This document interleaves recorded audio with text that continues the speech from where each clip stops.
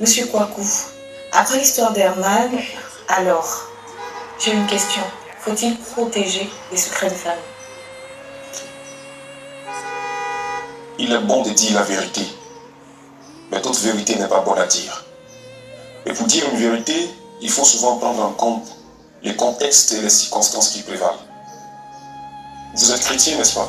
Oui, je suis chrétien. Il arrive par moments, je ne demande pas quel groupe, mais il arrive par moments que on se confie à des personnes à qui on a confiance.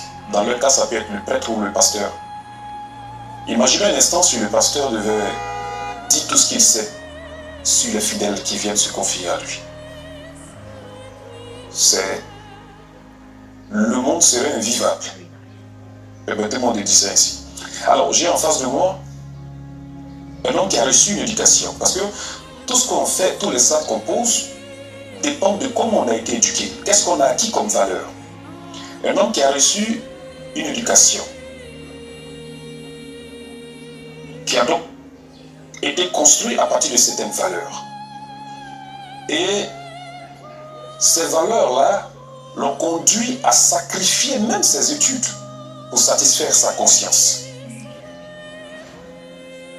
Je ne peux pas dire que c'est la mauvaise façon de faire ou c'est la bonne façon de faire. Mais la seule chose qu'il faut comprendre déjà à ce niveau,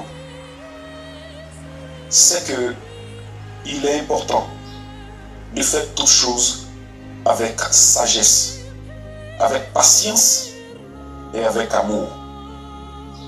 Si vous avez sûrement interpellé votre grande sœur sur la question, c'est parce que vous l'aimez. Et vous êtes sûr que tôt ou tard, c'est une situation qui pourrait réapparaître et créer d'autres dégâts. Parce que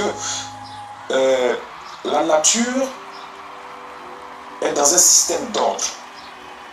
Quand il y a un désordre, que soit le temps que ça va prendre, la nature va remettre ce désordre en ordre. C'est-à-dire qu'il va réparer ce désordre-là. C'est pourquoi certains disent que l'ordre vient de Dieu, pour faire référence un peu à la nature. Donc, quel que soit le temps, ça devait arriver. Mais, il aurait été plus sage de faire en sorte que ça ne vienne pas nécessairement de vous. Est-ce que vous voyez un peu? Toutefois, je ne dis pas que ce que vous avez fait est mauvais. Mais là, les conséquences sont là. Il va falloir assumer. Assumer sans forcément s'affaiblir. Parce que tout le monde fait des erreurs. Mais on peut se reconstruire. Seulement, il faut reconnaître cette erreur et prendre en compte un certain nombre de choses et chercher la solution.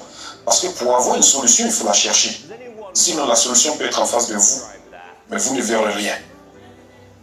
Et donc, voici un peu les éléments que je voudrais quand même ajouter à ma réponse pour que vous puissiez comprendre que il y a encore quelque chose à faire. Mais avant de finir, si votre sœur regarde cette émission, je voudrais profiter de l'occasion pour lui dire que de trouver une place, ne serait-ce qu'une petite place dans son cœur, pour vous pardonner.